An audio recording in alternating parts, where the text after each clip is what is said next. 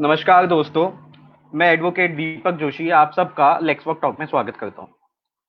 जैसा कि आप सब जानते हैं, हम हर एपिसोड में एक नया लीगल मुद्दा लेके आते हैं और हम आज भी लेक्सवॉक टॉक के इस एपिसोड में एक आम जन के इंटरेस्ट का और उनके जानने योग्य मुद्दा लेके आए हैं। ये मुद्दा है विशाखापट्टनम में अभी जो गैस लीक हुआ है उसका। इसलिए आज हमारा जो टॉपिक है या आज हमारा जो शो है उसका टाइटल है legal spotlight Vizag gas leak horrors. यानी कि इस पूरे मुद्दे में जो भी लीगल लॉ का जो पहलू है, क्योंकि हम हमेशा कहते हैं कि law is everywhere, everything we do is govern by law. तो इस मुद्दे में लॉ के कौन कौन से पहलू जुड़े हुए हैं और कौन कौन से लीगल प्रोविजंस अट्रैक्ट होते हैं, तो लॉ को समझते हुए हम आगे तक पहुंचेंगे कि आगे क्या होना चाहिए। तो अपने इस टॉपिक पे मैं आगे बढ़ूं उससे पहले मैं आपको अपने पैनल से मिलवाना चाहता हूं।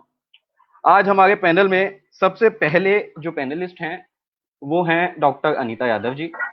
Anita Yadav ji PLC computer plus faculty of law university of Delhi में असिस्टेंट प्रोफेसर है।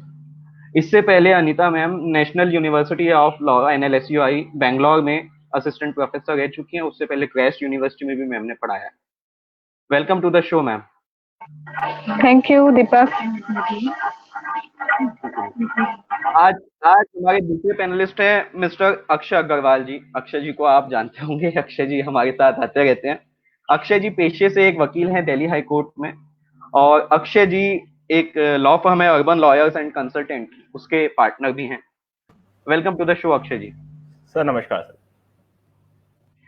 आज हमारे तीसरे पैनलिस्ट हैं एक young new face again, miss Stuti Bhandari. Stuti Bhandari ji ने campus law centre faculty of law से अपना लॉ एलएलबी किया है। उसके बाद इन्होंने फैकल्टी ऑफ लॉ से अपना एलएलएम करके नेट क्वालिफाई किया हुआ है। अभी स्तुति आजकल लीगल रिसर्च करती हैं। वेलकम टू द शो स्तुति। अपने अब शो में आगे बढ़ते हुए मैं आपको, जैसा कि हमेशा होता है, मैं ज्यादा लॉ के विषय में मैं नहीं बताऊंगा, वो काम मैं पैनलिस्ट के लिए छोड़ रहा हूं। मैं कुछ डेटा आपको, कुछ फैक्ट्स आपको बता के मैं अपने पहले पैनलिस्ट के पास जाऊंगा। ये जो गैस रिसाव हुआ है इस विशाखापट्टनम में, इसमें जो गैस इन्वॉल्व थी वो थी स्टायरीन। स्टायरीन गैस इन्वॉल्व थी, जो कि LG polymers India private limited का एक फैक्ट्री कह लीजिए, या उनका एक जिस जगह वो काम करते थे वहां से लीक हुई। इस मुद्दे में, इस मसले में अभी तक 13 लोगों की मौत हो चुकी है, 300 से ज्यादा इंजर्ड हैं, अफेक्टेड हैं इस इंसिडेंट से, गैस से।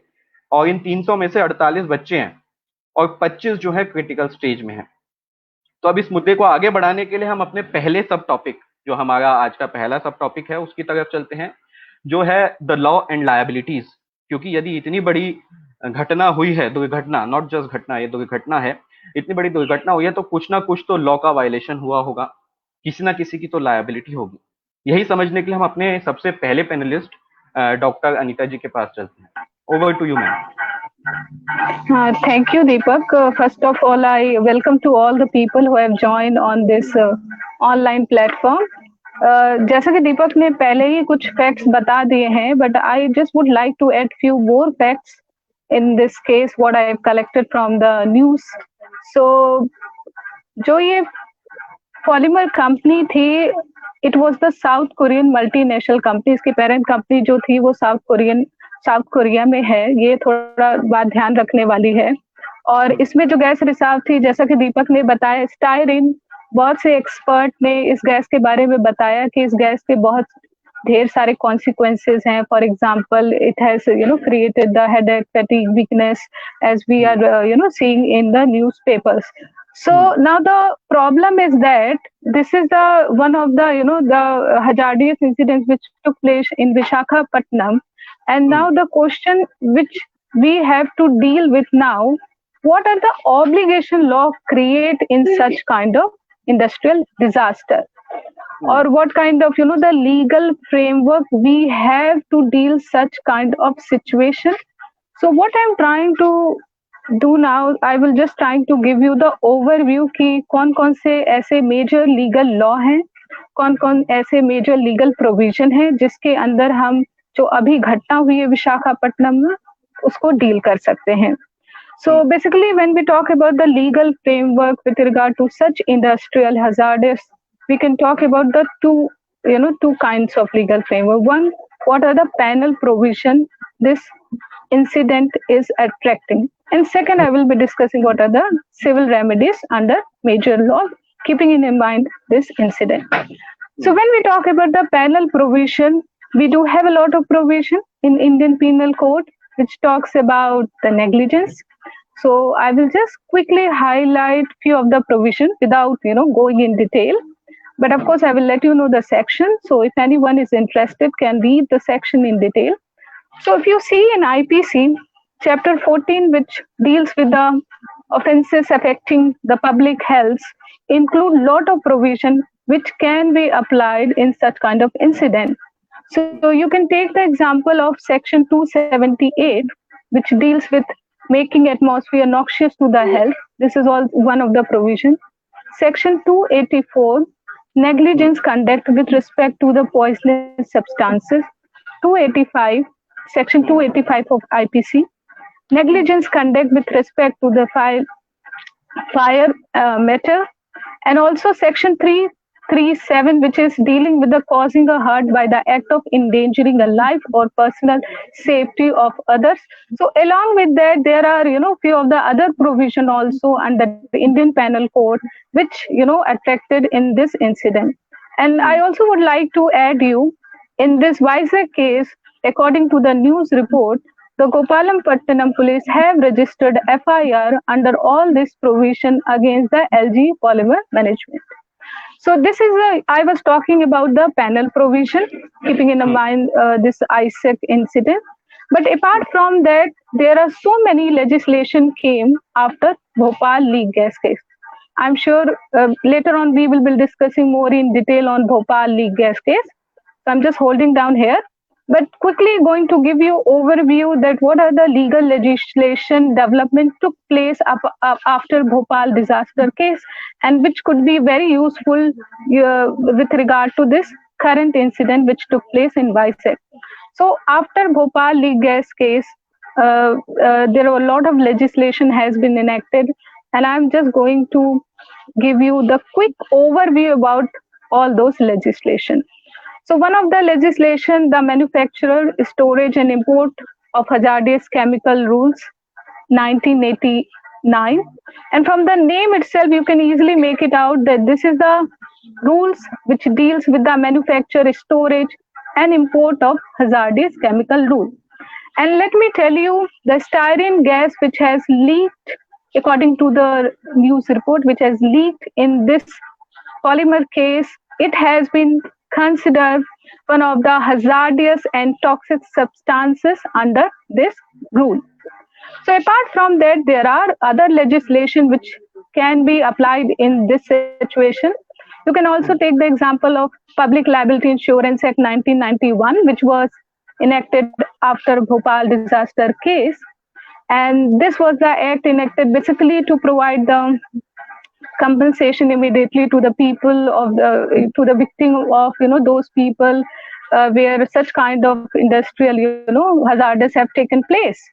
So here I just would like to draw your attention to few provision which I believe once, because still the investigation is going on, but I believe once the investigation will be completed, this provision are going to be very helpful to determine the accountability. And it is section 2 subclause D of the Public Insurance Act 1991. You can read with this section 2E of Environmental Protection Act, and also along with section 2 clause F of National Green Tribunal Act, which define what is the hazardous substances. Because we have to look all this provision before we establish that there was a hazardous substances and there was a leakage, because based on that you can only move further. All right, there was a hazardous substances, and based on that you can establish the accountability of the company. So it's clearly prescribed that hazardous substances means any substances or preparation which by reason of its chemical and physicochemical properties or handling is liable to cause a harm to human being and to other living creatures. So I hope now this definition is clear to you. But apart from that, there are few more legal frameworks.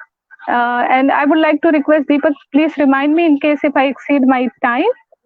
So because I have to give the yes. So there are some other legal legislation. You can take a chemical accident emergency planning preparation response rule 1996. This could be also relevant while analyzing the situation in a WISE. And one of the interesting fact I would like to tell you that if it is true, because I'm basing my argument based on the news report, what I have come across. So it has found that this company has not taken a clearance under the environment impact assessment. So let me tell you what is the environment impact assessment. Environment impact assessment is a procedure under which if any company establishes its plant, they have to take the clearance from their respective government. And on 27 January 1994, the Union Ministry of Environment and Forest, under the Environment Protection Act 1986, which is the umbrella legislation, under this act, government has notified this EIA notification, and recently they have come up some changes, but they are yet to adopt it, so I'm not dealing with that. So company itself have accepted on May 10, 2019, which is the 2019 before a year, that they did not give a clearance with regard to the environment impact assessment. So now you can see there is a clear loophole that how can a company can establish a plant which is a chemical plant and which is handling such kind of hazardous activities without getting the environment impact assessment. So we have to look into all this, the legal implication. So this is all about I wanted to speak. Thank you very much ma'am. इस विषय को आगे बढ़ाने के लिए हम अक्षय जी के पास चलते हैं, जो हमारे आज के दूसरे स्पीकर हैं। अक्षय जी, जैसा कि मैम ने काफी सारे पीनल आईपीसी के प्रोविजंस बताए और 1989 हजार्डस सब्सटेंस यूज रूल्स बताए और पब्लिक इंश्योरेंस एक्ट के प्रोविजंस बताए कुछ, तो इसमें अक्षय जी आपको क्या लगता है, इसमें लायबिलिटी जो है वो पीनल के अलावा भी कोई लायबिलिटी इस केस में बनती है? क्या उसके कोई चांसेस हैं? ओवर टू यू अक्षय जी। दीपक जी बहुत बहुत शुक्रिया। दीपक जी, इस सवाल में मैं दो चीजें पहले क्लैरिफाई करना चाहूंगा, थोड़ा सा फैक्ट्स को लेकर बात करना चाहूंगा। देखिए, ये इंडस्ट्री बेसिकली क्या था, पहले हिंदुस्तान पॉलीमर के नाम से थी, जो 1967 में डेवलप हुआ था। इसके ऊपर टेक ओवर हुआ यूनाइटेड बेवरेज में 1984 में, और उसके बाद 1997 में 100% ओन करा गया इस कंपनी के द्वारा एलजी केम, जो एक साउथ कोरियन कंपनी, जो मैम ने बताया। सो हमको यहाँ समझना होगा कि यहाँ पे ये एक सब्सिडरी है जिसकी मदर कंपनी साउथ कोरिया में बैठी है, जिसके अंदर आज भी इस कंपनी का जो 142 करोड़ का रेवेन्यू जो है उसका जो बेनिफिट जाता है उसकी मदर कंपनी को जाता है। बिकॉज हम यहाँ पे लायबिलिटी असाइन कर रहे हैं तो हमें पहले पार्टी समझनी होंगी इसमें कौन कौन है। इसके लिए मैं थोड़ा सा रेफरेंस देना चाहूंगा भोपाल गैस ट्रेजेडी का। भोपाल गैस ट्रेजेडी को कैसे डील करा गया, वो 3 सेगमेंट्स में डील करा गया। 3 तरह के केसेस आए मेजरली, एक क्रिमिनल प्रोसीडिंग हुई, एक मेडिकल इश्यूज को लेकर प्रोसीडिंग हुई और एक एनवायरमेंट को लेकर प्रोसीडिंग हुई। तो हर एक के अंदर अपनी अपनी डिफरेंट पार्टीज क्रिएट होंगी जो कहीं ना कहीं लाइबल होगी या फिर उत्तरदायी होगी इन पर्टिकुलर ऑफेंसेस या इन पर्टिकुलर कंडेमनिंग एक्ट्स को लेकर। ठीक है, अब प्रॉब्लम ये आता है जब हम क्रिमिनल प्रोसीजर की बात करते हैं, क्रिमिनल एक्ट की बात करते हैं, तो स्पेसिफिकली में हमने काफी सारे सेक्शन मेंशन करे हैं जो आपका भोपाल गैस ट्रेजेडी में भी मेंशन आउट हुए थे। बहुत सारे अनरीजनेबल और अननोइंगली बहुत सारे सेटलमेंट हो गए थे क्रिमिनल लाइबिलिटीज के सिविल प्रोसीडिंग्स के अंदर, ये भी हमें देखने को मिला था। तो सिमिलरली इस पर्टिकुलर प्रोसेस में यहाँ पे जो इंडियन डायरेक्टर्स हैं उनके ऊपर क्रिमिनल लाइबिलिटी बहुत आराम से लग जाएगी, वो आंसरेबल होंगे। लेकिन जो इसके अंदर इनका जो मैनेजिंग डायरेक्टर है, जो एलजी केम का मैनेजिंग डायरेक्टर भी है, दैट इज YJ हू, एक साउथ कोरियन है। अब उनके ऊपर क्रिमिनल लाइबिलिटी कैसे लगेगी, कैसे वो समन्स को आंसर करेंगे, ये अपने में क्वेश्चन होगा, पहली चीज। दूसरा, जब हम यहाँ पे जो बात कर रहे हैं, यहाँ पे एक रूल है जो रिलायंस वर्सेस फ्लेचर और जो MC मेहता के केस में आया था, एब्सोल्यूट लाइबिलिटी का। बेसिकली एब्सोल्यूट लाइबिलिटी इंडिया में एक मिसनॉमर की तरह यूज होता है, वो स्ट्रिक्ट लाइबिलिटी है, strict liability with extended implications. अब सिनेरियो ये है कि जब हम EPA की बात करते हैं, एनवायरमेंट प्रोटेक्शन एक्ट की बात करते हैं, या फिर NGT 2010 की बात करते हैं, उसके अंदर कहीं ना कहीं एक स्ट्रिक्ट लाइबिलिटी का स्टैट्यूट क्रिएटेड है। सेक्शन 16 में आपका क्रिएटेड है EPA में, और सेक्शन 27 में क्रिएटेड है आपका NGT में, जिसके अंदर कंपनीज को भी आप क्रिमिनल प्रोसिक्यूट कर सकते हो, क्रिमिनली प्रोसिक्यूट कर सकते हैं, ठीक है।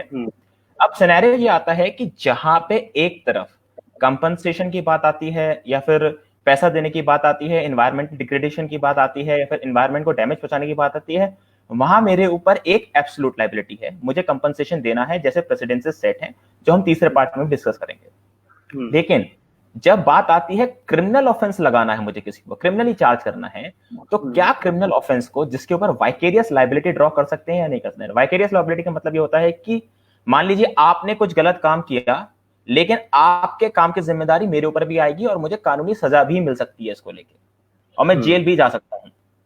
आपको ये समझना, वाइकेरियस लायबिलिटी इस तरीके का रिलेशनशिप ड्रॉ करता है।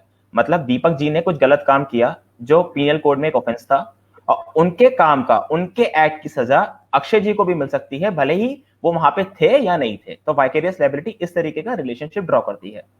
अब सिनेरियो ये आता है जिन सिचुएशंस में स्ट्रिक्ट लायबिलिटी है किसी भी कंडक्ट के ऊपर, स्पेशली जब हम ओलियम गैस लीक का केस का प्रेसिडेंस लेते हुए चलते हैं, और जो स्टैट्यूट है जहां पे पीनल प्रोविजंस है कि 5 साल तक की सजा हो सकती है, उस सिनेरियो में भले ही जो एमडी है या फिर डायरेक्टर्स हैं, है ना, उनको बिना किसी सबूत के, जो एक नॉर्मल सिचुएशन में एक ट्रायल के अंदर देखा जाता है कि नॉलेज की बात करी जाती है, फिर मेंस रिया की बात करी जाती है, उसको अवॉइड करते हुए क्या हम डायरेक्टली लायबल मान सकते हैं? इसको आंसर दिया था जेके इंडस्ट्रीज का एक केस था, जिसके अंदर सुप्रीम कोर्ट ने बहुत स्पेसिफिकली बोल दिया था, जहां पे भी स्ट्रिक्ट वाइकेरियस लायबिलिटी एक स्ट्रिक्ट लायबिलिटी के स्टैट्यूट से बना है। मतलब वाइकेरियस लायबिलिटी ये है कि एक डायरेक्टर के ऊपर भी क्रिमिनल केस हो सकता है, जैसे कि आपका पीनल प्रोविजन में देखते हैं, या फिर हम ईपीए में देखते हैं, या फिर एनजीटी रूल में देखते हैं। लेकिन ऊपर से एक और कंडीशन लगती है कि उसका जो एक्ट था वो एक स्ट्रिक्ट लायबिलिटी कंडीशन में ही आ रहा है, जैसे कि एक हैजार्डस सब्सटेंस रिलीज हो गया, तो एक एब्सोल्यूट लायबिलिटी क्रिएट हो गई कि उसे डैमेज का फुलफिलमेंट करना है। तो वहां पे जेके इंडस्ट्री से केस में स्पेसिफिकली कोर्ट ने बोला कि हाँ, बिना नॉलेज वाले मेंस रिया वाले पार्ट को अगर हम साइड को हटा दें तो वो डायरेक्टली लायबल हो सकता है और ट्रायल के लिए डायरेक्टली कॉल इन हो सकता है। हमको ये समझना होगा, एक प्रोसीजरल एस्पेक्ट हमें समझना बहुत जरूरी है इस समय।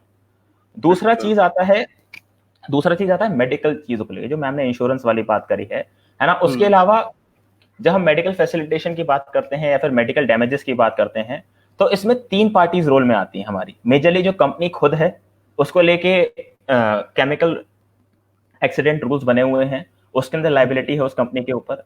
सिमिलरली जो हमारी बात आती है manufacturing, storage and import of hazards material के जो रूल्स हैं 1989 के, उसके ऊपर भी रिस्पॉन्सिबिलिटी आती है। ऑन साइट, ऑफ साइट जो कंपनी है ना, यहाँ पे जो एलजी पॉलीमर कंपनी है उसके ऊपर रिस्पॉन्सिबिलिटी है। फिर जो इंश्योरेंस एक्ट है वो भी उस कंपनी के ऊपर एक लायबिलिटी शो करता है कि उसको रिक्विजिट इंश्योरेंस मेंटेन करना है, जो इस केस में हुआ है। यहाँ पे 10 करोड़ का इन्होंने इंश्योरेंस मेंटेन कर रखा है, जो ऑन साइट विक्टिम्स थे और जो ऑफ साइट विक्टिम्स है उन सबके लिए, तो उनके पास वो पैसा है। अलॉन्ग विद दैट एनजीटी भी उनके ऊपर लायबिलिटी लगा सकती है एज अ सेकंड पार्टी, है ना, फॉर सॉर्ट ऑफ कंपनसेशन, जो 50 करोड़ का इंटरिम रिलीफ उन्होंने ऑर्डर कर दिया है, जो विशाखापट्टनम के डीएम के पास जमा हो जाना चाहिए अगले 7 दिन के अंदर। और जो तीसरी पार्टी पिक्चर में इस समय आती है वो आते हैं हमारा कोर्ट्स, बिकॉज आपको समझना पड़ेगा एक इंटरप्ले है। एनजीटी का एक अलग रोल है, जो कंपनी खुद है उसका एक अलग रोल है, और जो आपके कोर्ट्स हैं, है ना, उनका एक अलग रोल है। तो कोर्ट्स ने भी, आंध्र प्रदेश कोर्ट ने भी सुओ मोटो इसमें कॉग्निजेंस ले लिया है इस केस को डील करने के लिए। अच्छा, अब इसके अलावा गवर्नमेंट कैसे सपोर्ट करती है, उस पर भी गवर्नमेंट के ऊपर भी लायबिलिटी आती है। जो केमिकल एक्सीडेंट्स का जो प्रिपेयर्डनेस और रिस्पॉन्स है, उसमें इन्होंने क्राइसिस मॉडल क्रिएट किया है। क्राइसिस मॉडल के अंदर क्या है, एक नेशनल लेवल पे क्राइसिस मॉडल है, स्टेट लेवल पे है, डिस्ट्रिक्ट लेवल पे और लोकल लेवल पे, जिसके अंदर हर 1 महीने पे 45 दिन में ये एक्सरसाइज होनी है कि क्या हो रहा है, क्या प्रिपेयर्डनेस है हर एक इंडस्ट्री की, एक चेक एंड बैलेंस उन पे भी मेंटेन्ड है। तो अगर उनके पार्ट पे भी नेग्लिजेंस आती है तो वो भी एब्सोल्यूट लायबिलिटी में कहीं ना कहीं इंक्लूड हो जाएंगे, तो उनके ऊपर भी चार्जेस लग सकते हैं अगर इन्वेस्टिगेशन उस तरफ पे गई तो। अब जो तीसरा पार्ट आता है, इसके अंदर जो तीसरा पार्ट आता है वो एनवायरमेंट का पार्ट आता है, जहां पे स्पेसिफिकली कोई भी ऐसा मिसचीव हुआ है जिसके तहत कहीं ना कहीं एनवायरमेंट को नुकसान पहुंचा हो, जान माल का नुकसान हुआ हो, एक आम इंसान की जिंदगी को नुकसान हुआ हो।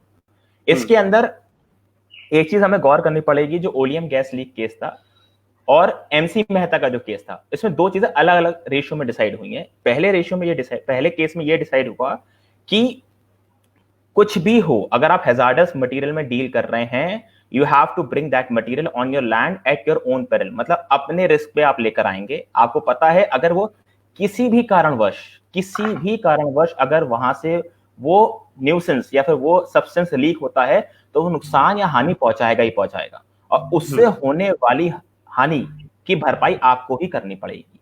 पहली चीज, उसके अंदर कोई इफ एंड बट नहीं है, कोई रीजनेबल एक्सक्यूज नहीं है। वो कितना भी कह ले कि हमने सारे प्रिकॉशंस लिए थे, सब कुछ लिए थे, उससे कुछ मायने रहता है। ये एब्सोल्यूट है एक तरीके से, लेकिन एब्सोल्यूट लायबिलिटी पिक्चर तभी आएगी जब सब्सटेंस हैजार्डस होगा, और जो कि स्टीयरिंग गैस, जिसको हम इथेनाइल बेंजीन या फिर विनाइल बेंजीन भी बोलते हैं, entry number 583 schedule 1 of the chemical manufacturing and storage and import of hazards materials के अंदर आता है।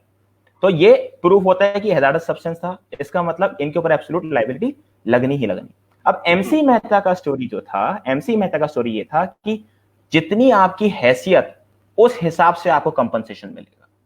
ये बहुत अच्छा प्रेसिडेंट सेट हुआ है, बिकॉज जो कंपनसेशन अगर आप पीनल कोड्स में देखेंगे 500 रुपए या 1000 रुपए का है ना। इवन अगर आप कंपनसेशन एनजीटी में भी देखेंगे, या फिर एनजीटी में तब भी एक फिगर अच्छा है, लेकिन वो कहीं ना कहीं क्राइटेरिया सेट नहीं करता है कि कंपनी की वैल्यूएशन के हिसाब से, कंपनी के रेवेन्यू के हिसाब से हम उसको चार्ज करेंगे। Same goes with EPA. एक चीज और गौर करा दूं आपको, इस सिनेरियो में एलजी कैम जो मदर कंपनी है, उसका साल भर का जो रेवेन्यू है 2170 करोड़ रुपए है, साल भर का revenue. It is a multi billion dollar company.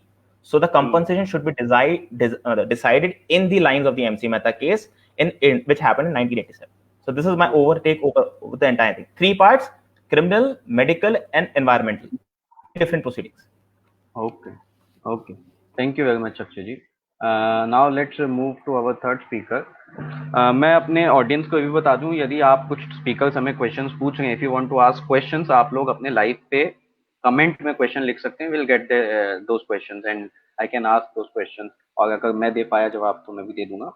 अब स्तुति जी के पास चलने से पहले, स्तुति जी जैसा कि मैम ने हमें बताया पीनल प्रोविजन और काफी सारे एक्ट जो हैं अलग बने हुए स्पेसिफिकली, अक्षय जी ने हमें स्ट्रिक्ट लायबिलिटी एक चीज बताई।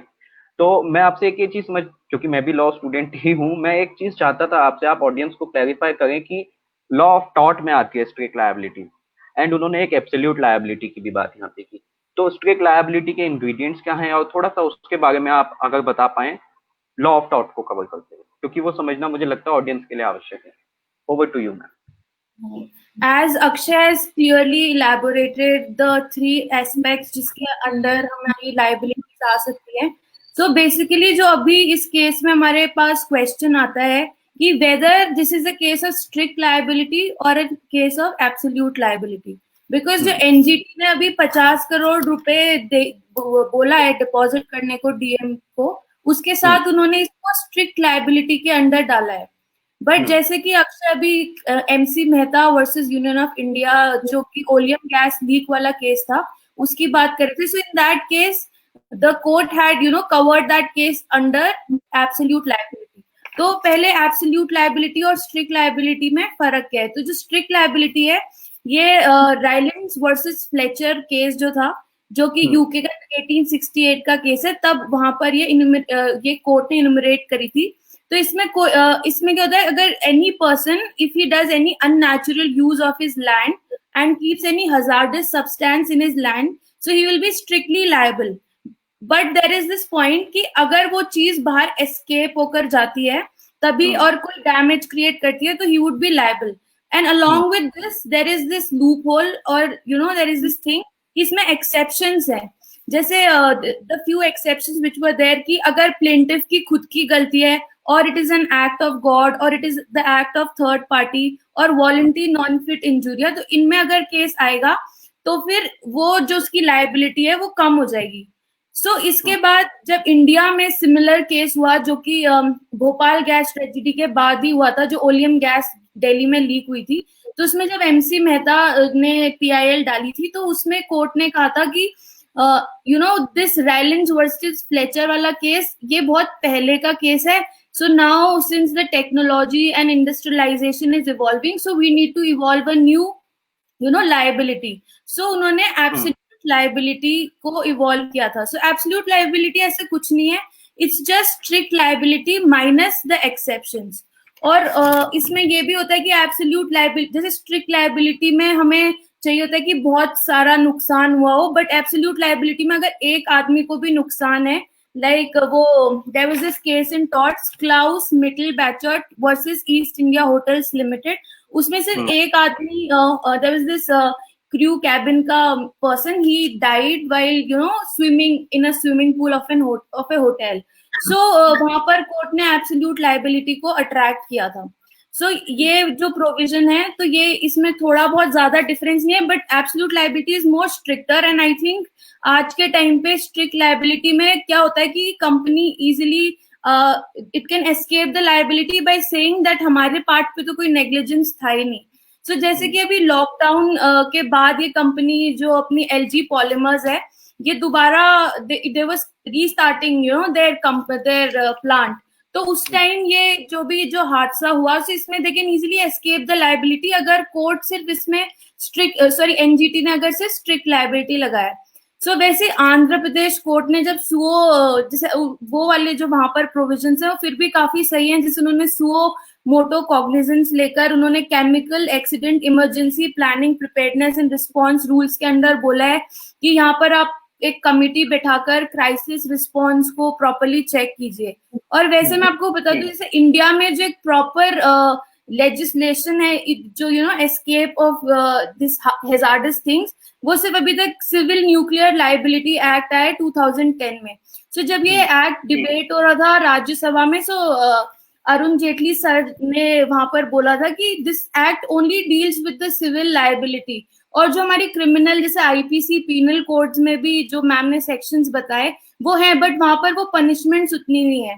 और जैसे कि एक और एक्ट पब्लिक इंश्योरेंस, जो पब्लिक लायबिलिटी इंश्योरेंस एक्ट 1991 है, उसमें भी when a person dies, so the maximum limit like death में उसमें सिर्फ maximum limit the person would get is 25,000, और अगर डिसफिगरमेंट हुआ है पार्शियल तो भी उसको लाइक मैक्सिमम इज 12,500। सो इतना मीगर अमाउंट हम इतने बड़े केस में हमें नहीं लगता हमें, मतलब आई थिंक जैसे कि अक्षय ने बोला MC मेहता में जो कि डीप पॉकेट थ्योरी आई थी कि looking at the size of the enterprise हमें डिसाइड करना चाहिए कि what and like the damage done to the people, that how much they should be compensated. Okay. Thank you. So now I think इस part में मैं थोड़ा सा अपना इनपुट देना चाहूँगा। जैसा कि स्ट्रिक्ट लायबिलिटी के बारे में स्तुति ने बहुत अच्छे से समझा दिया आप लोगों को। मैं जो इन्होंने केस बताया रैलेंड वर्सेस फ्लेचर, मैं उसी को ब्रीफ में आपको बता देता हूँ। उस केस में होता क्या है, जो डिपेंडेंट है वो एक रिजर्वेयर, वाटर रिजर्वेयर अपने पास रखते हैं, और वाटर क्योंकि हजार्डस सब्सटेंस है, यदि वो किसी को नुकसान कर सकता है अगर ज्यादा क्वांटिटी में, तो रिजर्वेयर वो लीक कर जाता है और जो प्लेंटिफ है उनको नुकसान हो जाता है उससे। तो इस केस में कोर्ट कहता है इन तीन एसेंशियल बताए स्तुति ने। पहला एसेंशियल है dangerous thing, yes water can be a dangerous thing. Second escape, उसकी प्रॉपर्टी से एस्केप करके प्लेंटिफ की प्रॉपर्टी में आ गया। And third thing is non natural use. Non natural use का एक एग्जांपल हो सकता है, the natural use is you are having 2 cylinder in your house, that is natural use. लेकिन अगर आपके पास 30 सिलेंडर है गैस के, दैट इज नॉट नेचुरल। तो बहुत बड़ी क्वांटिटी में वाटर रखना is not a natural use. और वो जो केस है किसी भी एक्सेप्शन में नहीं पड़ता, जैसे स्तुति ने बताया इसमें 5 एक्सेप्शन है। तो strict liability is all about this. अब now to move to the next part, और इसी चीज को हम आगे नेक्स्ट पार्ट में बढ़ाएंगे, उसमें थोड़ा हम और डिटेल में डिस्कस करेंगे। I will go to Tuti first in this part, and this is about origin and role of judicial activism. How, कैसे, मैंने जैसा कि बताया स्ट्रिक्ट लायबिलिटी में एक्सेप्शंस भी हैं, बहुत से केसेस में ये 3 चीज फुलफिल ही नहीं हो पाती थी। इसका मैं एक आपको केस बता सकता हूँ कि रीड वर्सेस लायंस का एक केस था। इस केस में होता क्या है, ऑर्डिनेंस फैक्ट्री, हमारे एक दर्शक ने यादव जी हैं, विकास यादव जी ने भी कहा कि एस्केप होना आवश्यक नहीं है एब्सोल्यूट लायबिलिटी में, लेकिन स्ट्रिक्ट लायबिलिटी में आवश्यक है कि आपकी प्रॉपर्टी से जो डेंजरस सब्सटेंस है एस्केप करके दूसरे की प्रॉपर्टी में जाए। तो इस केस में होता यही है, जो डिफेंडेंट है उसकी एक ऑर्डिनेंस फैक्ट्री होती है जिसमें वो एक्सप्लोसिव्स बनाता है, और वो एक्सप्लोसिव जो है ब्लास्ट हो जाता है उसी की प्रॉपर्टी में, और उसी की प्रॉपर्टी में कुछ लोगों को डैमेज हो जाती है फिजिकल। अब ये केस जाता है कोर्ट में जाता है, तो कोर्ट स्ट्रिक्ट लायबिलिटी लगाता है। स्ट्रिक्ट लायबिलिटी लगाता है, जो 3 एसेंशियल है उसमें से जो सेकंड एसेंशियल था एस्केप का पार्ट, वो फुलफिल नहीं हो पाता। तो स्ट्रिक्ट लायबिलिटी की बहुत सारी लिमिटेशंस हैं। तो इसी को ओवरकम करने के लिए जुडिशियल एक्टिविज्म या जुडिशरी ने अपने आप से स्टेप्स दिए, how to overcome these limitations. तो ये और इन डिटेल समझने के लिए हम स्तुति जी के पास ही चलते हैं पहले. Over to you, स्तुति जी. So judicial activism today is very important, especially when it comes to environmental jurisprudence.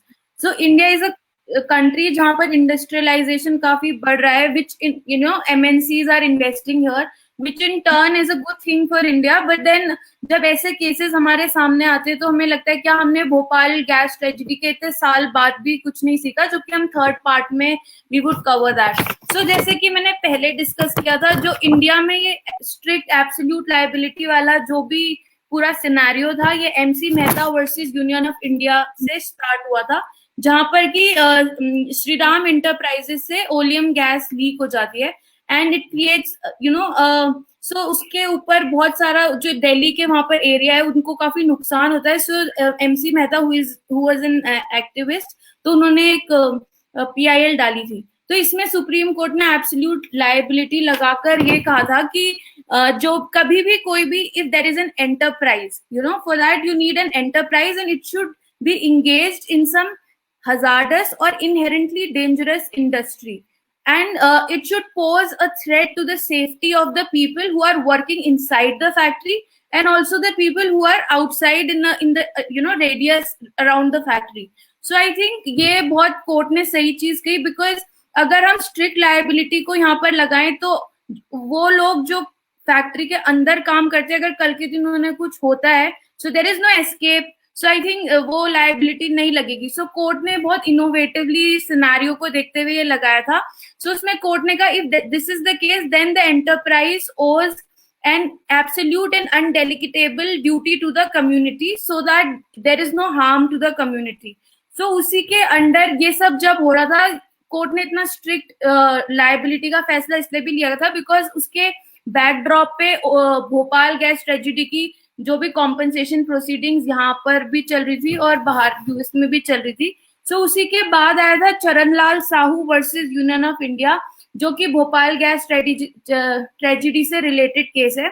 सो इसमें कोर्ट ने यही कहा था कि रीअफर्म किया था जो उन्होंने MC Mehta versus union of India में कहा, that yes there is an absolute and undeletable duty of the enterprise that वो कुछ भी हो जाए, if there is an मतलब वो सिर्फ ये बोल के बच नहीं सकते कि हमारे यहाँ से एस्केप नहीं हुआ था.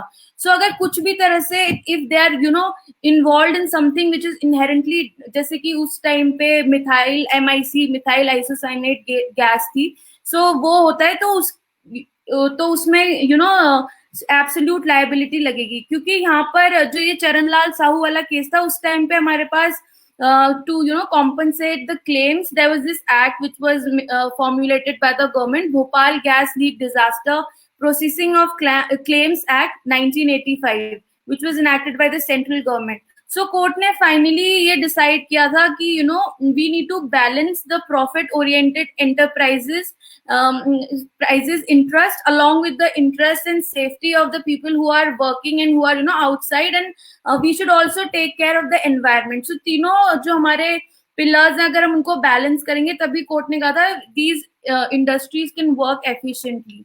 So I think इसी तरह से जुडिशियल एक्टिविज्म चलता रहे. बट जो हमारा इसके बाद भी काफी जैसे इन्वायरमेंटल प्रोटेक्शन एक्ट आया, NGT एक्ट आया, काफी हमारे प्रोविजंस आए after all these judgments and especially after the Bhopal gas tragedy. But still if cases like Vizag are happening, and there are also few unreported cases जहाँ पर 2-3 लोग मरते हैं, जैसे छत्तीसगढ़ में भी there were people अभी recently where they smelled poisonous gas and they fell unconscious.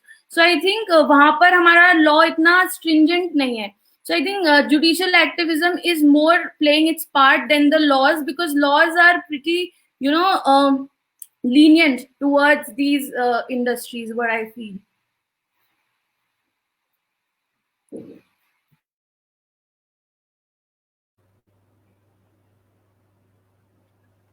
Judicial, माफी चाहूंगा मेरा माइक म्यूट था. जुडिशियल एक्टिविज्म के टॉपिक को लेके हम अक्षय जी के पास चलते हैं, हमारे सेकंड स्पीकर हैं. अक्षय जी, जैसा कि स्तुति जी ने बताया, MC मेहता ओलियम गैस का जो केस था 1987 का, उसमें हमने एब्सोल्यूट लायबिलिटी के कॉन्सेप्ट को इवॉल्व किया, स्ट्रिक्ट लायबिलिटी से थोड़ा आगे बढ़े. और अभी आप ही ने अपनी डिबेट में फर्स्ट पार्ट में कहा कि absolute liability is nothing, it is हम लोगों ने उसको मिसकंसीव कर रखा है स्ट्रिक्ट लायबिलिटी से, शायद ऐसा वो स्ट्रिक्ट लायबिलिटी है लेकिन in stricter sense, which is true. लेकिन अब यहाँ पे एक और मुझे केस याद आता है, वो हमारा था ग्रीन वर्सेस चेल्सिया। इसमें क्या होता है कि आपकी डिफेंडेंट को जो है ऑथोराइज्ड होता है by statute to store water. Defendant को अथॉरिटी ही ऑथोराइज करती है वाटर स्टोर करने के लिए, और उसके वहां से वाटर लीक हो जाती है। अब जैसा कि मैंने बताया 5 एक्सेप्शन है हमारे पास, उसमें से एक एक्सेप्शन है स्टैट्यूटरी अथॉरिटी। इसी एक्सेप्शन को इस्तेमाल करके इस केस में जो डिफेंडेंट है वो बच जाता है। तो ऐसी मैं केस इसलिए बता रहा हूँ कि इसी को आप आगे बढ़ा के बताएं कि जुडिशियल एक्टिविज्म ने कैसे ऐसी सिचुएशन को डील किया इंडिया में। Over to you sir. Sir देखिए, अभी जो जुडिशियल एक्टिविज्म की बात हो रही है, यहाँ पे भी जुडिशियल एक्टिविज्म को आपको 2 रूप से देखना पड़ेगा। देखिए, जो भी कॉर्पोरेशंस हैं, ठीक है, आप उन कॉर्पोरेशंस को they do have deep pockets. वो जिस लेवल पे आज के ग्लोबलाइजेशन और इंडस्ट्रियलाइजेशन में कंज्यूमरिज्म को प्रमोट करती हैं, सो इन वन वे और the other they are seeking 160 countries 170 countries at a single time. So अब क्या है कि अब हम जो बात करते हैं दुनिया में लोगों की बात नहीं, कॉर्पोरेशंस की बात कर रहे हैं, multi trillion corporations, multi billion corporations. So कहीं ना कहीं ये कॉर्पोरेशंस भी अपने में कुछ ना कुछ ऐसे ऐड कर सकती हैं जो क्रिमिनल इंटेंट के होंगे, जो वहां पे भी रोल प्ले किया है। आपको वो भी समझना पड़ेगा कि जुडिशियल एक्टिविज्म सिर्फ लाइबिलिटी असाइन करने के लिए, जब ऐसे हैजार्डस इंसिडेंट हो, सिर्फ वहां पे एक स्टोरी नहीं आती है। जुडिशियल एक्टिविज्म की स्टोरी वहां पे भी आती है जहां पे क्रिमिनल लाइबिलिटी भी ड्रॉ हो सके ना, वाइकेरियस सेंस। बिकॉज़ ये इम्पोर्टेंट जरूरी है कि आप कॉर्पोरेट बेल थ्योरी में कि भाई इंसान है नहीं तो सजा भेज दीजिए, अक्षय जी 1 मिनट, आपकी आवाज जो है बहुत ब्रेक कर रही है, मुझे लगता है कुछ इशू है शायद वहां पे। एक बार दीपक जी, अब क्लियर है आवाज? अब क्लियर है आवाज सर।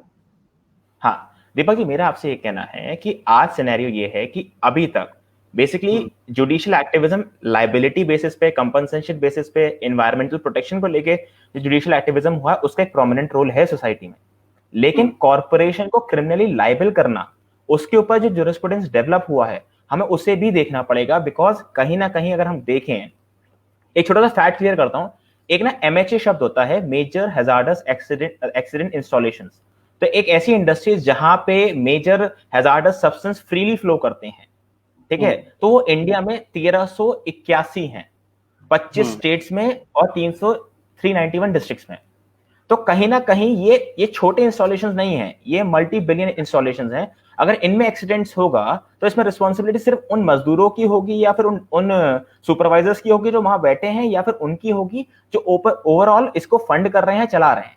उसके ऊपर तो क्रिमिनल लाइबिलिटी आना चाहिए, इसमें तो पीनल कोड। तो इस चीज का ऑब्जर्वेशन में डिफिकल्टी इसलिए आ रही थी क्योंकि जो हमारा लेजिस्लेटिव है वो इतनी रैपिड स्पीड से लेजिस्लेशन या रूल्स ड्रॉ नहीं कर पा रहा था जिस रैपिड स्पीड से करने की क्षमता हमारे जुडिशरी कोर्ट्स के पास है। तो इसलिए जुडिशरी एक्टिविज्म का रोल प्ले होता है, because they have a more accessible to make precedences so that they can easily be executed across the country. Judicial activism का यहाँ पे एक प्रोमिनेंट रोल आता है कि अगर कानून नहीं है, जहां पे एक लूप है, यहाँ पे गैप है, उसको फुलफिल करा जा सके तुरंत। तो अभी एनवायरमेंट प्रोटेक्शन के उसको मैं थोड़ा साइड में रखते हुए पहले क्रिमिनल वाले को क्लियर करना चाहूंगा। पहले एक वेलिपर टेक्सटाइल में आया था, पहले ये आया था कि अगर पीनल प्रोविजन के अंदर अगर मान लीजिए कंपनी को लाइबल आप कर सकते हैं अगर ये साबित होता है कि the person who are directly working with it have a knowledge of it और can have a knowledge of it, so they can be held liable up to the extent of fine. But जो उसके अलावा जो corporate जो आपकी jail term होगा वो नहीं मिलेगा कंपनी को। लेकिन स्टैंडर्ड चार्टर्ड बैंक में 2005 के अंदर ये सिनेरियो टोटली चेंज कर दिया, साफ साफ बोल दिया गया स्टैंडर्ड चार्टर्ड बैंक के अंदर कि हाँ, क्रिमिनल लाइबिलिटी कंपनी पे, उसके मैनेजिंग डायरेक्टर पे, उसके सुपरवाइजर्स पे, सब पे लग सकती है, and they have to serve jail time, जो हमारा एनजीटी एक्ट में आपको साफ साफ दिखता है सेक्शन 27 में कि भाई, और सेक्शन 26 के अंदर कि जेल जाना पड़ेगा भाई, अगर आप ही कंपनी ने कुछ गड़बड़ करी है तो मैनेजिंग डायरेक्टर को जेल जा सकता है। लेकिन अभी सिनेरियो का है जो इंटरप्ले है यहाँ पे, सबसे इंटरेस्टिंग इंटरप्ले क्या है कि यहाँ पे गलती तो हुई कंपनी से गलती हुई स्ट्रिक्ट लाइबिलिटी के अंदर या फिर एब्सोल्यूट लाइबिलिटी के अंदर। तो इसका मतलब मैनेजिंग डायरेक्टर के मेंस रिया का कुछ लेना देना नहीं है। अब तो आप लाइबल हैं, अब आपको चार्जेस फेस करने ही पड़ेंगे, पहली चीज। अब आते हैं आपके सवाल को कि जब इन जैसी सिचुएशन से कैसे ट्रीट किया। भगवती साहब की एक लाइन है, वो मैं पढ़ना चाहूंगा, because so as to understand the scenario around it, we have to understand it. Bhagwati साहब ने अपना जिस केस के बारे में श्रुति जी ने भी बताया और मैम ने भी बताया, उन्होंने बहुत स्पेसिफिकली बोला इस पूरे सिनेरियो को लेते हुए, we are of the view that an enterprise which is engaged in hazardous और इनहेरेंटली डेंजरस इंडस्ट्री। आपको यहाँ समझना पड़ेगा कि on the face of it जो सब्सटेंस वो रखी हुई थी अपने पास वो हैजार्डस नहीं था, लेकिन अगर उस सब्सटेंस का मिसयूज होता है तो कहीं ना कहीं इनहेरेंटली डेंजरस हो जाता है ना, which possesses a potential threat to the health and safety of the person working in the factory and residing in the surrounding areas, owes an absolute and non-delegatable duty to the community to ensure that no harm results to anyone on account of hazardous, again, or it's not an and, or inherently dangerous activity which has undertaken. The enterprise, जो यहाँ पे ये lady है उसको लेके ये बात भी बोलते हैं भगवती साहब, the enterprise must be held to be an under obligation to provide that the hazardous or inherently dangerous activity in which it is engaged must be conducted with the highest standards of safety. It means there is no chance of any negligence on the part of this lady. That should be taken care of. And if any harm results on account of such activity, the enterprise must be absolutely liable to compensate for such harm. It should be no answer to enterprise to say it has taken all reasonable care that harm occurred without any negligence on its part. So Deepak ji आपको ये समझना पड़ेगा कि हाँ दीपक जी आवाज आ रही है आपको मेरी? हाँ जी हाँ दीपक जी आपको अब के टाइम में आपको ये समझना पड़ेगा कि पहले जो पॉपुलेशन डेमोग्राफिक्स थी इतनी डेंस नहीं थी जितनी आज है, तो हमारा जो पॉपुलेशन डेंसिटी है वो भी इंक्रीज हुआ है। अब हमारे पास कहीं ना कहीं लैंड शॉर्टेजेस भी हैं, कहीं ना कहीं हमारा जो लोड है लैंड के ऊपर, रिसोर्सेस के ऊपर, वो भी ज्यादा है। तो हम ऐसे इंसिडेंसेस के लिए हमें बहुत हैवी डेटरेंस क्रिएट करना है। जैसे फॉर एग्जांपल जब आप रेप्स के लिए जस्टिस वर्मा कमेटी बैठाते हैं, जब आप मर्डर के लिए अलग हाई लेवल कमेटी बैठाते हैं, करप्शन के लिए हाई लेवल कमिटीज बैठाते हैं, similarly when it comes to environment और ऐसी एक्टिविटीज जो खुद on the face of it hazardous हो एज पर द शेड्यूल और कहीं ना कहीं इनहेरेंटली अपने अंदर ऐसी प्रॉपर्टी पोजेस करती हैं कि वो डेंजरस हो सकती हैं। दीपक जी ये बिल्कुल वही बात होगी, अगर आप 1 लीटर पानी पिएंगे कोई दिक्कत नहीं, अगर दिन में 100 लीटर पानी पिएंगे तो इनहेरेंटली वो आपके हेल्थ के लिए डेंजरस होगा नहीं होगा। तो how you are treating that particular substance that to be taken care of. तो इस तरीके से अगर हम इस लाइन को ड्रॉ आउट करें और आज के सिनेरियो कंटेम्प्रेरी वर्ल्ड में रखें, इस मार्केट में रखें, तो वो आराम से डील होता है। तो दोनों तरफ से जुडिशियल एक्टिविज्म आता है, क्रिमिनल साइड पे भी आता है, जो आज एक कॉर्पोरेट को क्रिमिनली लाइबल कर सकता है और डायरेक्टर को जेल जाना पड़ेगा। जुडिशियल एक्टिविज्म ने हमें ये दिया। दूसरा एनवायरमेंट प्रोटेक्शन को लेके जुडिशियल एक्टिविज्म की वजह से जो भोपाल गैस ट्रेजेडी की बात है, ओलियम गैस ट्रेजेडी की बात है, आज कहीं ना कहीं सिस्टम में जो लकूना जो गैप्स थे उनको फिलफिल करने के लिए बहुत सारे लेजिस्लेचर, बहुत सारे रूल्स भी अमेंड करे हैं और एनवायरमेंट जो स्टॉकहोम कन्वेंशन था आपका उसको लेकर आए हैं, क्योटो प्रोटोकॉल्स थे उनको लेकर आए हैं। ये जुडिशियल एक्टिविज्म की वजह से, बिकॉज एक विचारधारा डेवलप हो रही है कहीं ना कहीं। आप खुद सोचिए अगर जुडिशियल एक्टिविज्म नहीं होता तो गंगा को एज अ पर्सन के राइट्स नहीं मिलते। Now Ganga is treated as a person, उसके वही राइट्स हैं, है ना, जो एक ज्यूरिस्टिक पर्सन हो चुकी गंगा। तो we need to understand judicial activism environment part पे, क्रिमिनल पार्ट पे सबको सेम लेवल पे ट्रीट करता है। और sir the best part is इस जुडिशियल एक्टिविज्म की वजह से जो वे पिछले हम लोग 30 सालों से देख रहे हैं, everybody, whether it is National Human Rights Commission, whether it is Andhra Pradesh High Court, whether it is NJT, whether it is the central government, whether it is state government, they responded within 3 days and the situation was under control. This is what I'm going to say. This is the effect of the judicial activism which happened in this entire scenario. Okay, thank you very much Akshay ji. And Anita ma'am भी वापस आ गई, बीच में उनसे connection छूट गया था हमारा। तो जैसा कि अक्षय जी ने बताया कि अक्षय जी ने क्रिमिनल एक्टिविज्म की बात की जुडिशरी के पार्ट में, कैसे क्रिमिनल लायबिलिटी सेट की जाए इस पूरे एक्ट में। तो मैं मैम के पास चलता हूं और जैसा कि क्रिमिनल की तो बात चली रही है मैम, अगर हम सिर्फ नेग्लिजेंस को देखते हुए, नेग्लिजेंस तो है ही है यहाँ पे, क्रिमिनल के लिए हमें मेंस रिया भी प्रूव करनी पड़ेगी, एक्टस रिया तो इसमें हुई, तो एक लंबी प्रोसेस है, ट्रायल चलेगा। लेकिन अभी जिन लोग जो विक्टिम हैं उन लोगों का मेन अभी है कि उनको कंपनसेशन मिल जाए, वो हमें टॉर्ट के थ्रू मिल सकता है, नेग्लिजेंस के थ्रू। तो हमारे एक दर्शक ने क्वेश्चन भी पूछा है यहाँ पे, और क्योंकि हमारा पार्टी यही है कि स्ट्रिक्ट लायबिलिटी बोला है एनजीटी ने, आप किस हद तक सहमत हैं इस चीज को स्ट्रिक्ट लायबिलिटी बोलते हुए, considering the past precedent set in various cases? Over to you. देखिए इसमें जो स्ट्रिक्ट लायबिलिटी की बात कही गई है, अगर हम देखें जो अभी तक हमारे केसेस हैं और जिसमें श्रुति ने बहुत ही क्लियरली बोला कि जो एब्सोल्यूट लायबिलिटी वो एक मिसनोमर है और हम उसे स्ट्रिक्ट लायबिलिटी के ही बोलते हैं, मतलब after excluding all the exception. तो अभी जो एनजीटी ने सो मोटो उसमें लिया है एक्शन और जिसमें डायरेक्शन दिए हैं कि कुछ अमाउंट तक डिपॉजिट करना है, I think it is the appreciable step and there are other avenues also available to get the compensation. NGT ही नहीं, उसके अलावा भी जैसा कि अक्षय सर ने भी बोला कि कंपनी इंश्योरेंस लायबिलिटी एक्ट जो कि भोपाल डिजास्टर केस के बाद इनेक्ट किया गया था, उसके अंदर में भी प्रोविजन है।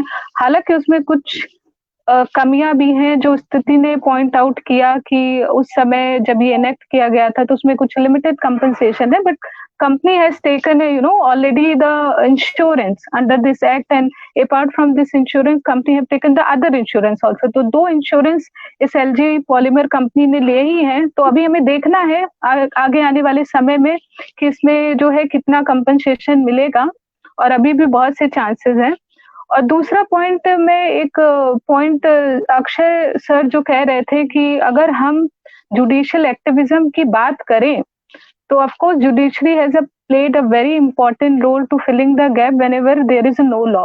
उन्होंने एक बड़ी अच्छी पॉइंट उठाया जिसमें उन्होंने बोला कि अगर हम इन्वायरमेंटल जूरिस्प्रूडेंस की बात करते हैं then court has played a very well role in the sense court has enacted a lot of principle to deal with the environmental the environmental problem. But once it comes to the criminal jurisprudence with regard to such cases, we find certain problems, as we have already seen in Bhopal Lee gas case, where like it is unimaginable that how can the criminal claims and criminal provision, penal provision can be compoundable, even though there's no there's no provision to compound such kind of cases, but it has been done in Bhopal Lee gas case. So what we are hoping maybe in future the court can develop more on jurisprudence with regard to the criminal jurisprudence in such cases. So, and also one of the important point both Akshay and Suti have raised with regard to the principle which has been laid down in Oleum League gas case, where Akshay sir have clearly mentioned that those industries which are engaged in the hazardous or inherently dangerous activity, in such a case your intention does not matter. So mens rea is not going to play an important role when we talk about such kind of cases where the industries are involved in such kind of hazardous or inherently dangerous activity. And one more most important point I would like to highlight here, which also Suti has touched upon when she was discussing, that when we talk about the development, it is also one of the important aspects, especially when we talk about the country like India, like we still come under the category of developing country. And in Oleum League gas case, there was also consideration for reopening of this plant, and court has established a lot of committee. उसमें बहुत सी कमेटियां establish की गई थी to consider whether this plant can be reopen or not. और जैसा कि सुति ने बताया कि ये जो plant था वो काफी crowded area में था in Delhi. So for reopening such kind of plant is again one of the challenge, but still court have relied on certain committee report. There were so many 3-4 committee report committee was constituted to assess the situation with regard to reopening of this plant. So you can also take one of the example, जब किसी plant को, अब इस वाले case में ही आप ले लीजिए जो वाइजक का केस है, अब इसमें जब भी रीओपनिंग की बात आएगी तो क्या क्या फैक्टर कंसिडरेशन में लिए जाएंगे कोर्ट के द्वारा, that is also one of the important thing which we are going to see in coming future. तो ये सारी चीजें जो है लाइक वी हैव टू सी जैसे जैसे इन्वेस्टिगेशन जो है इसमें प्रोसीड होगा इस केस में क्या क्या निकल के आता है. So that's all about I want to say. Okay, thank you very much, ma'am. So now let's move to the third part of the debate, which is lessons of Bhopal gas tragedy horrors are forgotten. Bhopal gas tragedy के बारे में आप सबने सुना ही होगा, 3000 लोगों की मौत हो गई थी और लाखों लोग उससे अफेक्ट हुए थे उस पूरे केस में, और वो बहुत भयावह दृश्य था भोपाल का जो भी हुआ. उसके बाद हमने कुछ जुडिशियल एक्टिविज्म के थ्रू भी और कुछ स्टेच्यूट से या लॉ बना के लेजिस्लेचर ने कुछ नए लॉ लेके आई। उनमें से कुछ एक लॉ जिनकी हमने बात की, पब्लिक लायबिलिटी इंश्योरेंस एक्ट 1991 में उसके कुछ प्रोविजंस बता के उसके कुछ शेड्यूल में कुछ जो भी कंपनसेशन देने की बात की गई है वो है medical expense up to 12,500 rupees in 2020। हम आज की बात करें, अगर किसी की डेथ हो जाती है तो 25,000 प्लस 12,500 डिपेंडिंग कितना पैसा लगा उस व्यक्ति का इस पूरी एक्टिविटी में। डिसेबिलिटी हो जाती है तो 12,500 यानी कि medical expenses up to 12,500 plus cash depending upon the disability कितनी हुई है, वो जो कि 25,000 तक जा सकता है अगर डिसेबिलिटी बहुत ज्यादा है तो। अब इन सब चीजों को मद्देनजर रखते हुए हमें अब ये सोचना है कि क्या हमने भोपाल जो गैस लीक कांड जो हुआ था उससे कुछ हमने सीखा भी है और कितना सीखना बाकी है। तो चलते हैं हमारे इस सेशन के पहले स्पीकर अक्षय जी के पास। अक्षय जी, ओवर टू यू। बहुत बहुत शुक्रिया दीपक जी। दीपक जी, एक बात कहना चाहूंगा भोपाल गैस ट्रेजेडी के लिए और उन सब लोगों के लिए। एक लाइन है, वो कहते हैं, उस रात का वो किस्सा बस किताबों में रह गया था, गैस की तबाही से एक शहर ढह गया था। ये आलम था। दीपक जी, आपको थोड़ा करेक्ट करना चाहूंगा, 3,000 लोगों की मौत नहीं हुई थी दीपक जी, 5,292 लोगों की मौत हुई थी। Thank you. ये एक्चुअली इस पे एक रिपोर्ट है मुरलीधर साहब की, एस मुरलीधर साहब की, बहुत डिटेल्ड रिपोर्ट है इसके ऊपर कि क्या इंसिडेंसेस हुए थे भोपाल गैस ट्रेजेडी में। लाखों लोगों से ऊपर के कंपनसेशन अभी भी फंसे हुए हैं। और जो दिया गया था, जो भोपाल गैस का आपका जो कंपनसेशन स्कीम बनाया था, एक एक्ट बना था कि कैसे पैसा देना है, किस तरीके से पैसा देना, उस समय तक क्या हुआ था कि जो ओलियम गैस में या फिर जो एमसी मेहता के केस में जो एक जो प्रेसिडेंट सेट हुआ था कि डीप पॉकेट थ्योरी की जो बात स्तुति ने करी थी, वो उस कन्वेंशन को या फिर उस प्रेसिडेंस को यूज नहीं किया गया था जब वो केस सुप्रीम कोर्ट में सेटल हो रहा था कंपनसेशन को लेके। हमको ये समझने की जरूरत है। दीपक जी, एक फैक्ट का क्लैरिटी और मैं आपको दे दूं, जब भी ऐसे इंडस्ट्रीज में ऐसे इंसिडेंसेस होते हैं, हमें सबसे पहले ये देखना पड़ेगा कि उसका कंपोजिशन क्या है, उसमें पार्टिसिपेटिंग पार्टनर्स कौन है, ओनर्स कौन है। याद रखिएगा, जो यूनियन कार्बाइड है उसके अंदर जो स्टेक था गवर्नमेंट ऑफ इंडिया का भी था। एक फॉरेन फर्म भी इन्वॉल्व थी और गवर्नमेंट ऑफ इंडिया भी इन्वॉल्व थी। तो उस समय कहीं ना कहीं सरकार ने क्या करा, पेरेंटल रोल प्ले करके जितने भी लोग विक्टिम थे उन्हीं के शूज में आके बोला कि हम आपकी कंपनसेशन को देखेंगे। सिर्फ इंडिया में नहीं देखा, इवन न्यूयॉर्क में भी कंपनसेशन का केस चला था उस केस में। लेकिन यहाँ पे क्या है, यहाँ पे थोड़े से फैक्ट्स अलग हैं, यहाँ पे हम थोड़े ज्यादा तैयार हैं। क्योंकि अगर आप देखें भोपाल गैस ट्रेजेडी को जिस स्कोप में, जिस रेडियस में वो फैला था, वो बहुत बड़ा था, बहुत ज्यादा था, और कोई भी प्रोटोकॉल्स और मैनुअल्स डिजाइन नहीं थे कि कैसे रिस्पॉन्स किया जाए। लेकिन पिछले 31 साल कह लीजिए या फिर पिछले 40 साल के इतिहास में अगर आप देखेंगे तो अलग अलग level, ministry of environment and forest ने एक अलग अलग लेवल पे डिपार्टमेंट्स क्रिएट करे हैं, प्रोसीजर सेट करे हैं, नॉर्म्स बनाए हैं, national disaster management authority create करी है ना, उसके रूल्स और उस पर रिपोर्ट्स डेवलप करी हैं कि जब भी ऐसी आपदा आए, बायो हैजार्ड इश्यूज आए।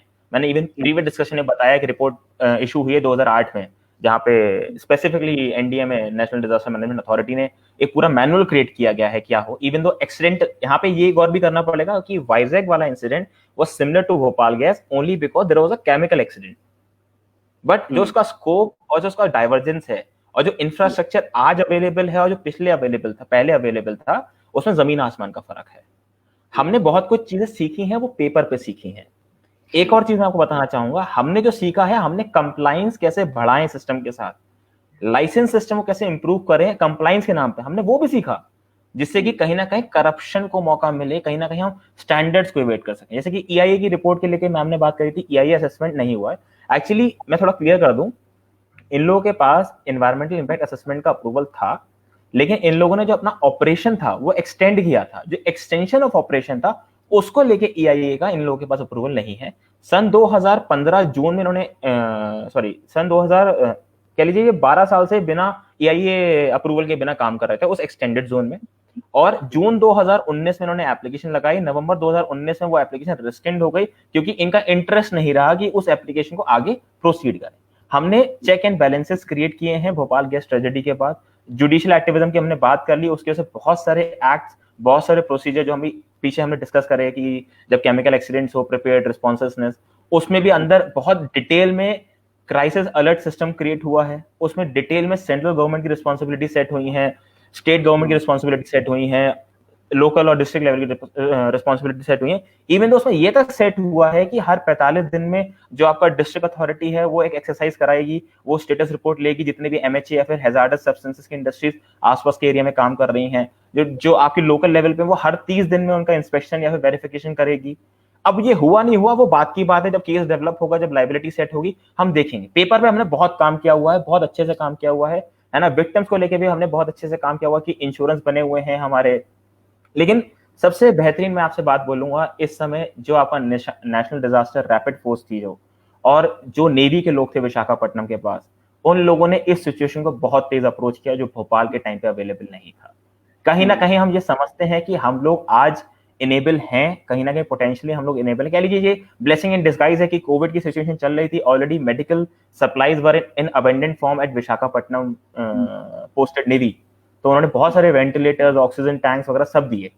ऐसा नहीं है सिनेरियो चेंज नहीं हुआ है, बस सिनेरियो जो चेंज हुआ है, जो स्टेट, डिस्ट्रिक्ट और जो लोकल लेवल की अथॉरिटीज है उन पे जो रिस्पॉन्सिबिलिटी सेट हुई है इस पर्टिकुलर केमिकल एक्सीडेंट के द्वारा, वो क्या रेगुलरली फॉलो कर रहे थे, नहीं कर रहे थे, एक सवाल ये खड़ा होता है। दूसरा चीज, अगर हम कानून की बात करें या फिर सिवेरिटी ऑफ पनिशमेंट की बात करें, वहां बहुत ज्यादा मेजर डेवलपमेंट्स आए हैं। लेकिन क्रिमिनल लायबिलिटी को मैम को लेके जैसे उन्होंने बात बोली थी, नहीं, उस चीज में अभी इतना डेवलपमेंट नहीं आया। सच्ची 2005 में जाके ये क्लियर हुआ कि हाँ, जेल जा सकता है कंपनी का डायरेक्टर। लेकिन आपको अभी भी गौर करना होगा कि मजाक बन गया भोपाल गैस ट्रेजेडी का केस, 20 साल चला, 30 साल चला, जिसको जेल जाना था वो जेल जा नहीं पाया। 30 साल ट्रायल चल रहे हैं, 20 साल ट्रायल चल रहे हैं, कोई कंक्लूजन रीच नहीं हो रहा है, अभी भी कुछ ट्रायल चल रहे हैं उसके अंदर। आप सोचिए, यहाँ पे मेरा जो मेजर कंसर्न था, मैंने शुरू में आपको बताया, कंपोजिशन देखना बहुत जरूरी है कंपनी का। इस कंपनी की मदर कंपनी 100% ओन्ड है साउथ कोरिया, उसका मैनेजिंग डायरेक्टर एक साउथ कोरियन है। अब आप सोचिए क्रिमिनल लायबिलिटी उसके ऊपर बनती है, क्या ये देश की सरकार, जो रिपीटेड एक्शन हुए थे भोपाल गैस ट्रेजेडी में कि हम समन्स इशू नहीं करा पाए थे, हम समन्स को परस्यू नहीं कर रहे थे कि वही उसको आके एक्सट्राडाइट करें और इंडिया में आके बैठाएं, उसके ऊपर एक बहुत डिटेल रिपोर्ट है कि क्या घोटाले हुए हैं, किस तरीके से लेवरेज दिया गया, उसकी रिस्पॉन्सिबिलिटी नहीं क्रिएट हुई। इवन दो कहीं ना कहीं यहाँ पर रिस्पॉन्सिबिलिटी स्टेट की भी आती है और हो सकता है क्रिमिनल रिस्पॉन्सिबिलिटी भी क्रिएट हो जाए अगर चीजों को बहुत सीरियसली परस्यू किया जाए। बिकॉज कहीं ना कहीं अगर जो केमिकल इंसिडेंट का प्रिपेयर्डनेस का जो रूल्स है, अगर उसमें अगर उन्होंने वो चीज फॉलो नहीं करी होगी, रिपोर्ट प्रॉपर नहीं बनाई होगी, तो एब्सोल्यूट लायबिलिटी के जो प्रेशर है और एब्सोल्यूट लायबिलिटी का जो स्कोप है उसमें वो भी कवर्ड हो जाएंगे। इतनी ब्रॉड डेफिनेशन है एब्सोल्यूट लायबिलिटी की कि कहीं ना कहीं उनका कोई एक्ट नहीं था एसोसिएटेड, पर वो भी रिस्पॉन्सिबल थे उस इंडस्ट्री की मैन्युफैक्चरिंग या प्रोसेसिंग में। तो भोपाल गैस ट्रेजेडी क्या, हमारे पेपर में बहुत कुछ है दीपक जी, लेकिन वो एक्चुअली फॉलो हो रहा है, एनवायरमेंटल एस्पेक्ट पे हो रहा है। NGT was so proactive, high court was so proactive, but the situation which comes would be the criminal liability scenario. मुझे नहीं लगता कि आज सिनेरियो चेंज है, pending of cases are increasing, because penal offence अगर हम लोग सही से एग्जीक्यूट और एनफोर्स नहीं करा सकते तो भोपाल गैस ट्रेजेडी का ही सिचुएशन बनेगा। इसका स्केल छोटा होगा, लेकिन ह्यूमन डिग्निटी के लिए स्केल बड़ा या छोटा नहीं होता है ना। एक ने गुनाह किया, 100 ने गुनाह किया, बात बराबर है ना। There should be a sense of justice among the mind of the victims and the people living nearby, because आपकी जान नहीं जाती है, जान उनकी जाती है जो दांव पे लगाते हैं। ये वो लोग हैं जो आसपास रहते हैं, इनके पास ऑप्शन नहीं है, तो स्टेट को इनकी रिस्पॉन्सिबिलिटी लेनी होगी।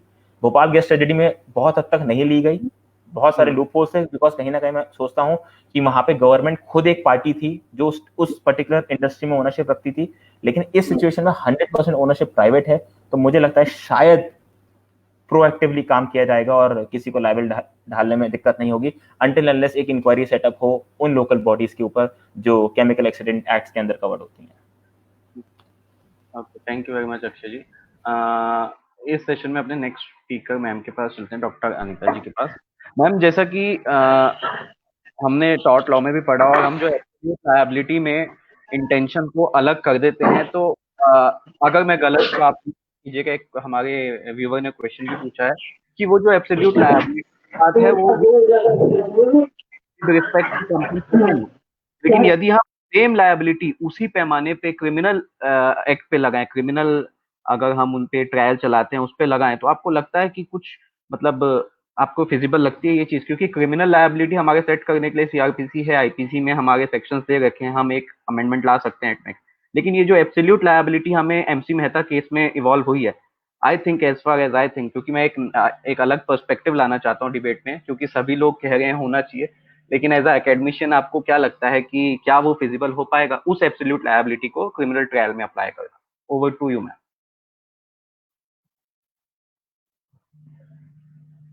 हेलो।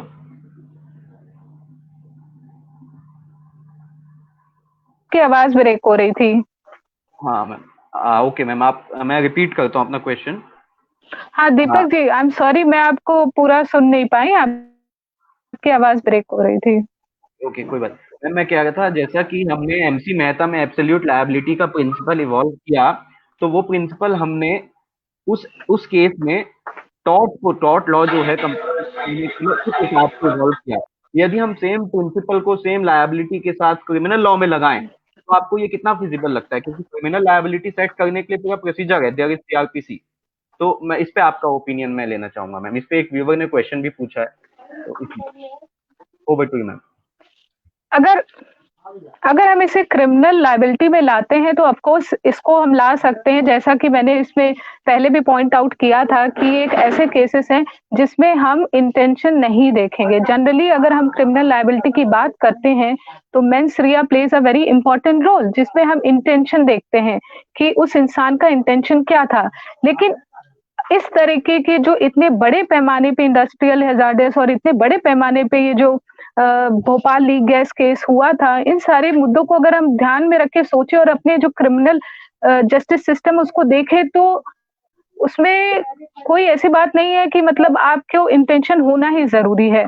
तो मैं कहना चाहूंगी कि अगर जो ये एब्सोल्यूट लायबिलिटी का प्रिंसिपल है जो कि टॉर्ट में इवॉल्व किया गया था, जिसमें मेंस रिया की जरूरत नहीं होती है, क्रिमिनल लायबिलिटी में उसको एब्सोल्युटली अप्लाई किया जा सकता है। आपने देखा भी होगा कि ऐसे बहुत से ऑफेंसेस होते हैं जिसमें मेंस रिया की जरूरत होती है, और ऐसे बहुत से ऑफेंसेस होते हैं जिसमें मेंस रिया की जरूरत नहीं भी होती है। तो of course you can apply this concept in criminal liability also.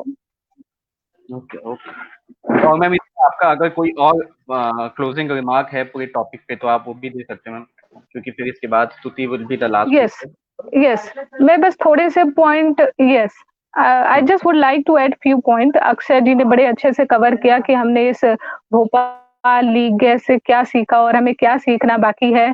उसी में बस थोड़ा सा पॉइंट ऐड करना चाहूंगी। जब भोपाल लीग गैस केस हुआ था, यू कैन इमेजिन कि हम इतने भी नहीं प्रिपेयर थे कि हम कहाँ पे केस फाइल करें। जैसा कि दो स्पीकर ने ऑलरेडी मेंशन किया that we have filed a case in New York, and finally when जज said this is not the convenience forum, you go back to India, and now you can understand that how much time it must have taken to club all the cases and then to decide to go to New York and then to come back Indian cases. So at least in ये जो अभी Vizag case हुआ है, तो at least इसमें ये तो problem नहीं है। नाउ वी आर क्लियर कि we can file a case. और एक अच्छा पॉइंट जो अक्षय जी ने उठाया है, जो मुझे लगता है कि इस बार कोर्ट को ध्यान रखना होगा, कि जब हम क्रिमिनल लायबिलिटी की बात करते हैं तो इसमें कोर्ट को बहुत ही स्ट्रॉन्ग इसमें स्टेप लेना चाहिए, मुझे जैसा लगता है इस सिचुएशन को ध्यान में रखते हुए। क्योंकि हम पहले भी एक्सपीरियंस देख चुके हैं जिसमें अक्षय जी ने बोला कि हमने समन इशू किया but we could not able to pursue properly, and ultimately we cannot make accountable to those person who is the main head in Bhopal gas strategy case. And one of the most important fact, if I can add, monitoring system was lacking in Bhopal gas leak gas case, and through the news report I have come across, even in this case it has found that there was a lacking of the monitoring system in terms of leakage of this styrene gas. So हमें compliances, हम law तो बना देते हैं लेकिन उसका कितने अच्छे से compliances हो रहा है, कैसे इम्प्लीमेंटेशन हो रहा है, ये बहुत जरूरी है, जो हमें भोपाल लीक गैस से सीखने की जरूरत है। Now we have so many law, only thing is that we have to effectively implement it, so in future ऐसी घटना फिर से ना हो। That's what I want to add on. Okay, thank you very much ma'am. Now the last speaker for today is Stuti ji. हम स्तुति जी के पास चलते हैं इस टॉपिक को लेके कि लेसन हमने भोपाल से क्या सीखे। और एक और व्यूवर हमारा लायबिलिटी पे ही क्वेश्चन पूछ रहा है अगेन। उन्होंने बोला कि जैसा एनजीटी ने स्ट्रेट लायबिलिटी लगा दिया स्तुति जी, तो एनजीटी ने अगर कुछ न्यूज रिपोर्ट में ऐसा आया है 40 दिन बाद, क्योंकि 40 दिन बाद इन्होंने अपना प्लांट स्टार्ट किया था वापस, तो इन लोगों का कहना है कि 40 दिन बाद स्टार्ट किया था इसलिए ऐसी ये एक्ट हो गई यहाँ पे। तो क्या आपको लगता है, आपने जो रिसर्च की हो अभी तक, आपको लगता है क्या क्रिमिनल एक्ट में, जो कि हम बार बार क्रिमिनल पे फोकस कर, क्या ये एक डिफेंस हो सकता है? Over to you ma'am. Actually अगर एनजीटी ने इस पे स्ट्रिक्ट लायबिलिटी लगाया है तो उसमें जैसे कि मैंने पहले भी बोला कि the company can escape its liability by giving the argument that they were not negligent. So अगर वो कह रहे हैं कि जो हमारा लॉकडाउन पीरियड था उसके बाद उनकी maintenance was going on while the gas leak took place. So उस पे अगर जो गैस लीक हुई है तो उसमें वो इजीली लायबिलिटी वर्कर्स पे डाल देंगे कि वहां पर वो नेग्लिजेंट है। बट मैं आपको बताना चाहूंगी कि लॉकडाउन के बाद जो इंडस्ट्रीज दोबारा स्टार्ट हुई हैं उसमें गवर्नमेंट ने क्लियरली गाइडलाइंस दी थी that there should be a senior official of the company who should be present there. But irrespective of that, there was no official and there were only junior workers who were present there और उधर वो हुआ। तो clearly we can see यहाँ पर जो guidelines है वो follow नहीं हुई है। सो आई थिंक जो इन्होंने वर्ड स्ट्रिक्ट लायबिलिटी यूज किया है वो कहीं ना कहीं गलत है क्योंकि इंडिया में हमेशा से एमसी मेहता वाला प्रिंसिपल फॉलो होता हुआ आया है that is of absolute liability. वो सेम ही चीज है बट एक्सेप्शंस में जो कि कोर्ट का भी मानना है कि नहीं आने चाहिए because ultimately the harm is being caused due to the inherently dangerous activities the enterprise is carrying on.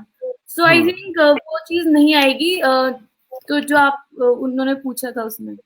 Okay, और आप इसमें कुछ और ऐड करना चाहेंगे अपने फाइनल रिमार्क्स में मैम? तो काइंडली गो अहेड। या मतलब जैसे कि Bhopal gas tragedy happened and after that Vizag happened और बीच में भी भोपाल के बाद the oleum gas leak happened. मतलब दो the case was decided before that but वो उसके बाद हुआ था। So I think we are some or the other way we are progressing towards development. There are lots of laws which are being formed, but as ma'am said, the implementation on ground level is zero. Like for example, there is this environmental relief fund, which is a central fund which has been made under the Public Insurance Liability Act 1991. So it was set up to provide immediate relief to the victims of accidents in chemical industries. But as such, जो विधि centre for legal policy है उन्होंने एक survey conduct किया था मार्च में। तो उसमें अभी भी 810 करोड़ रुपीस फंड उनका अनयूटिलाइज्ड है। और ऐसा नहीं है कि विजाग ही हुआ है, बीच में काफी छोटे मोटे इंसिडेंट्स होते रहते हैं बट छोटे मोटे हम उनके just because 2 or 3 lives are lost या पीपल आर जस्ट इंजर्ड हम उन्हें छोटा मोटा मान के छोड़ देते हैं।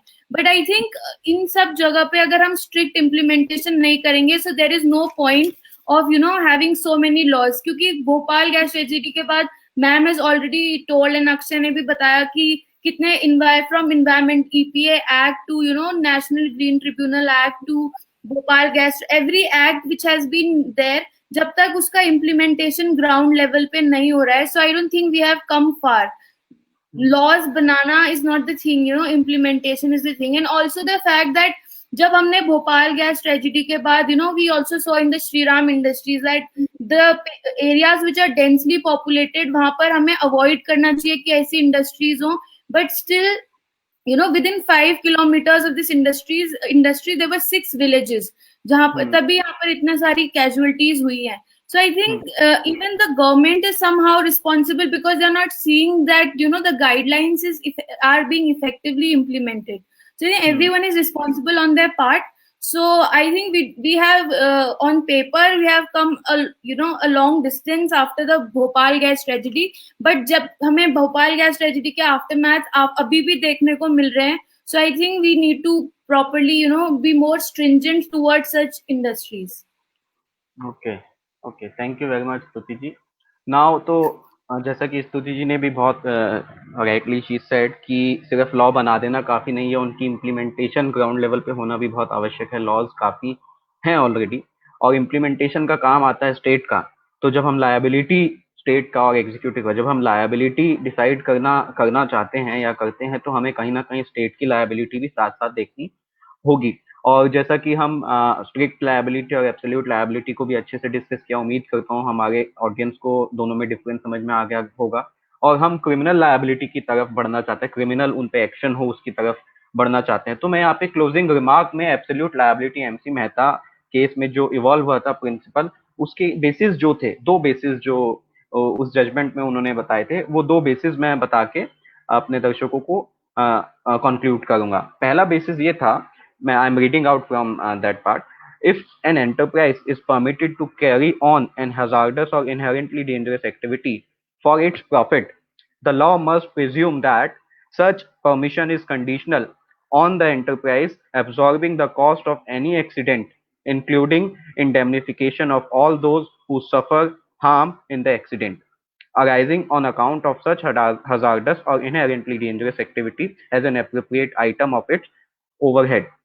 Since the person harmed would not be in a position to isolate the process of operation from the hazardous preparation of substance that caused the harm, the enterprise must be held strictly liable for causing such harm as part of the social cost for carrying on hazardous activity. और इसका second part था, the enterprise, second basis था, the enterprise alone has the resources, ये important है, the enterprise alone has the resources to discover and guard against hazards or dangers and to provide warning against potential hazard.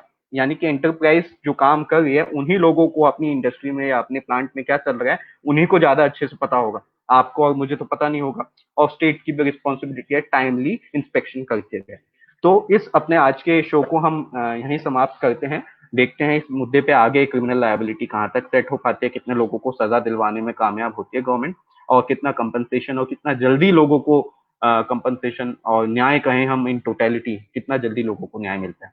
अगले episode तक के लिए आप सब दर्शकों का धन्यवाद। मैं अपने पैनलिस्ट का इतना कीमती समय निकालने के लिए बहुत बहुत धन्यवाद करता हूँ। धन्यवाद।